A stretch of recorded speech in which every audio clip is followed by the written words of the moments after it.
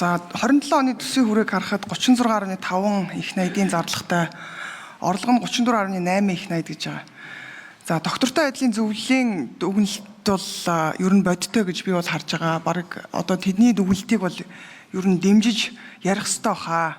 Нэгдүгээрт энэ одоо төлөвлөгөө бол өөрөө төсвийн хүрээний мэдээлэл төлөвлөгөө бол энэ өөрөө маш өөдрөг төсөөлөл болсон.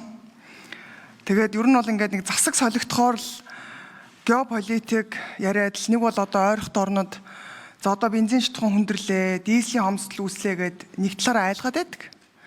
За тэгээд тэгвэл бүсээ чангалаад одоо эдийн засгаа бид нар одоо бас нэлээд ухаалгаар шийдэхгүй болохгүй байна гэд төлөвлөгөөгөө оруулаад ирэхлээр тэсхүндлэн ийм төлөвлөгөө дандаа орж ирдэг. Тэгээ ингээд сайдын ярьж байгааг сонсохоор төлөвлөсөн ярьж байгаа хоёрын юмнууд нь ингээд зөрөөд байгаад байдаг. Яг үнэ хэлэхэд одоо та сая хөдөө аж ахуйг ярьлаа. Одоо энэ инфляцийн асуудал хүндэрснээс болоод жилийн инфляц өнгөрсөн оны 12 сар гэхэд 7.5% байсан. Өдөр ирэх тусам түлш мах энэ бараа бүтээгдэхүүний чинь үн тасралтгүй нэмэгдээд байна. Ингээд харахаар 12 сар гэхэд ер нь бид нэр сүүлийн 12 сарын сүүл гэхэд энэ бараг 2 оронтой тоо руу очих төвшөнд ирсэн байгаа. Тэгэхээр энэ яагаад энэ хөдөө аж ахуйн махны үн сая болормаа гişүн хэлээд байгаа үн нэмэгдээд байгаа юм бэ гэхлээр энэ инфляц өндөр учраас энэ үнийн хөөсрөлтөөр дамжиж малчтын орлого өссөн болохоос биш бодит орлогын өсөлт бол ерөөсөө үүсээгүй. Одоо хэдүүлээ төлөвлөгөөгөө ярихдаа нэг ингэж ярьдаг болмоор байна. Яг доктортой хідэн ажлын байр яг бид нар эмэгдүүлсэн юм бэ? Ядуурлын түвшин бид нар хідээр бууруулсан юм бэ? Малчтын амжиргааг нэмэгдүүлэх энэ бодлого байсан уу? Тэгвэл хідээр нэмэгдсэн гэдэг ийм бодиттой нэг ийм амьдралд хөрсөн дээр буусан төлөвлөгөө ярихгүй бол одоо сүүлийн 30 жил бид нар нэг арга дэлхийгээ нэг айлгсан тэгсэн мөртлөө төлөвлөгөө нь орж ирэхээр дандаа алдагдaltaй ингээд ерөөсөө нөгөө баахан үр ашиггүй зарлуудыг бий болгочход тэгээд төлөвлөгөөг гүйцэтгэл нь одоо ингээд нэг их найдын зөрүү үсчихсэн гэдгийг ингээд яриад суугаад байгаа байхгүй юу. Тэгэхээр энэ ярьж байгаа орж ирж байгаа төлөвлөгөө ярьж байгаа юм чи ерөөсөө хоорондоо нийцж ажиллахгүй байгаад байна. Хоёрдугаарт энэ чөлөөлөлт үндсний үр дүн хоёрыг харьцуулж хармаар байна. Бид нар ингээд 2026-аас 30 он 5 жилийн үндсэн чиглэлийг баталсан. За энэ дээр 8 чиглэлийг тусгасан байгаа. 27 онд болохоор 4 чөлөөлөлт тэгээд энэ 8 чиглэлийн яг алинтай нь уялдаад байгаа нь бас юм ойлгомжгүй юм яваад байгаа юм.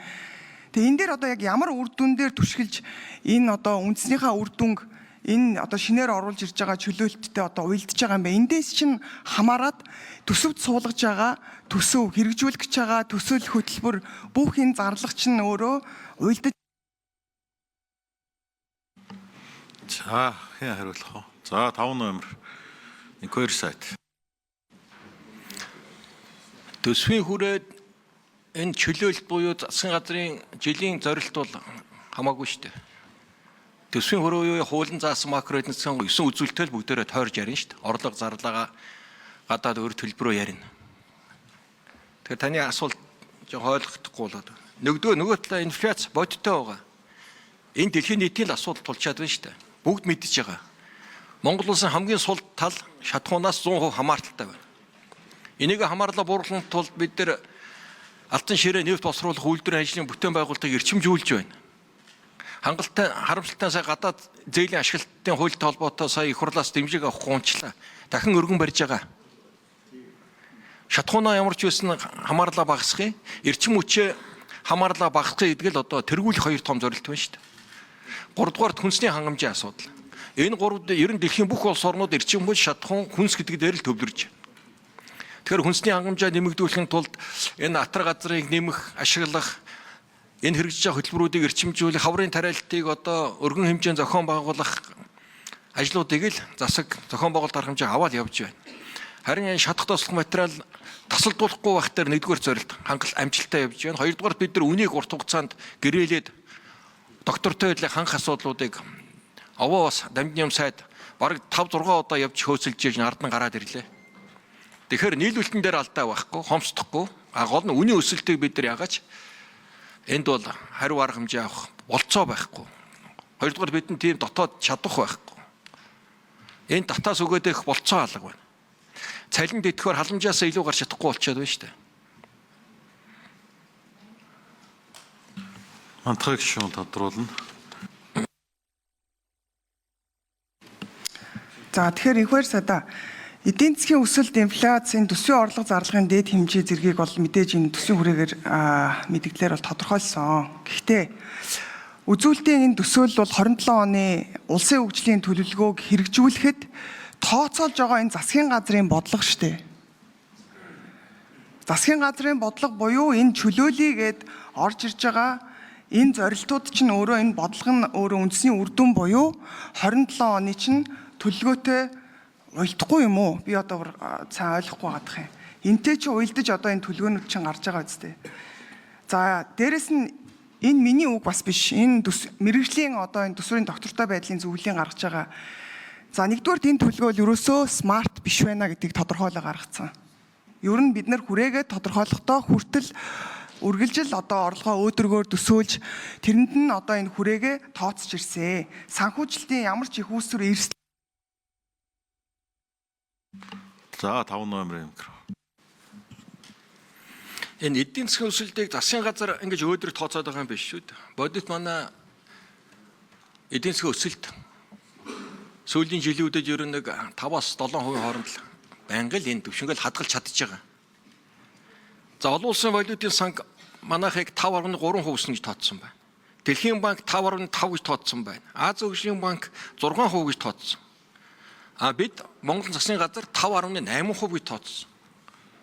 Энэ ч тооцохын тулд бүхэл Монгол улсын нийгмийн эдийн засгийн бүх үзүүлэлтүүдийг л авч үзэж тооцож гаргаж байгаа шүү дээ.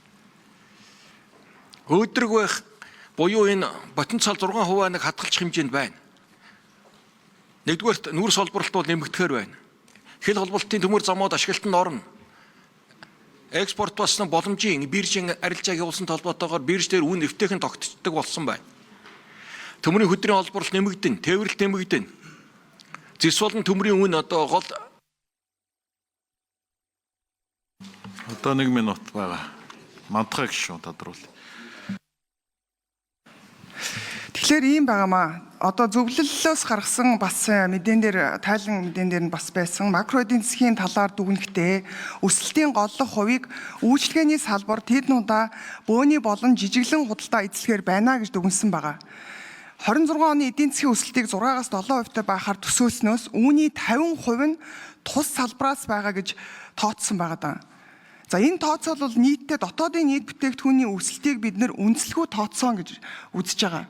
Бид нар бөөний болон жижиглэнгийн худалдаанаас хэрэг өсөлт үзсэн бол яаж бид нар энэ дотоодын нийт бүтээгдэхүүний өсөлтийг өөрөө зөв ингэж тооцсон гэж үзэх гээд байгаа. Хэрэг эдийн засаг бөөний жижиглэн худалдаанаас үүдэлтэй юм бол дотоодын нийт бүтээгдэхүүн бид нар өндөр байх нөхцөл ерөөсөө бүрдэхгүй. Яагаад гэвэл үндсэн шингээхгүй байгаа байхгүй. Энд чи value гэж юм байхгүй байгаа даа шүү дээ. Тэгэхээр ерөөсөө энэ төлөвлөгөө өөрөө маш учир дутагдaltaй байгаамаа. Бид нар энэ доктортой байдлын зөвлөлийн энэ дүгнэлт аудитын дүгнэлтийг бол бид нар маш сайн ингэ. За өнөөдөр бол энэ төсвийн хүрээ ярьж байгаа. Жилийн төлөвлөгөө бол тусдаа эдийн засгийн байнгын хороогоор хэлцэгдэнэ. Тэгвэл тус тий. За хариулъя. 5 номер. байна. Түрүүн хэлснийх дээр замун хөдөө аж ахуйн салбарын хөтөлбөрүүд үргэлжлэнэ. Ганц сулсруулах энэ томоохон бүтээн байгуулалт ажиллаж явагдана. Энэ нефт боловсруулах Эрдэнэ мөрөнгийн усан цахилгаан станцын бүтээн байгуулалтууд явагдана. Энэ баян болон бөөрөлжүүд ТЭС 5 толгой цахилгаан станц гэдэг төслүүд явагдана. Тэгэхээр ер нь бүтээн байгуулалтын юм ерөөс зогсохгүй, улам нэмэгдэнэ. Тийм болохоор энэ 5-аас 6% өсөлт гэдэг бол манай бодиттой чадах байхгүй да боломж. Энийг л бид нар дээшлүүлж нэмэх эдийн засгаа тэлэх л асуудал явна. Тэгэхээр энэ нэг тийм өөдрөг зүйл биш ээ. Нэх өөдрөгөөр бодоод л байгаа юм биш, бодиттой. Хэрвээ энэ дээр одоо төсвийн доктортой байдлын зөвлөл бас яаж бодож байгаа талаар та асуух хэрэгтэй байна. Ер нь бид нар байр суур тооцоо яг энэ дээр бол адил гарч байгаа. Ер нь энэ эдийн засгийн нэг 5.8%-ийг бол 27 онд бид нар хангах нэ. 26 оны яг дунд хугацаанд энэ гадаад оршин толботой нефть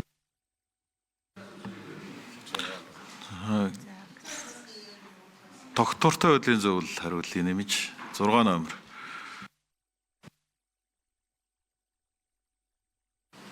За доктортой байдлын зөвлөлөөс Бантхай гишүүний асуултанд хариулъя.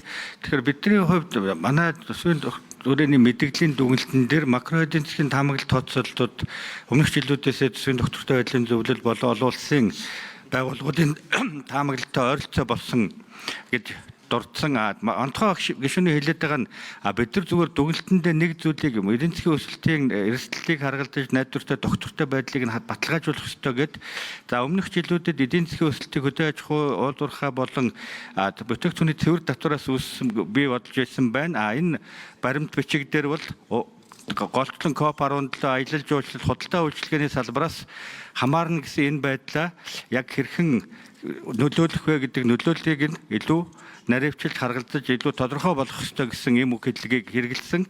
Тэрийг мантахаа гişүү хэлж явах шиг байна. Баярлалаа.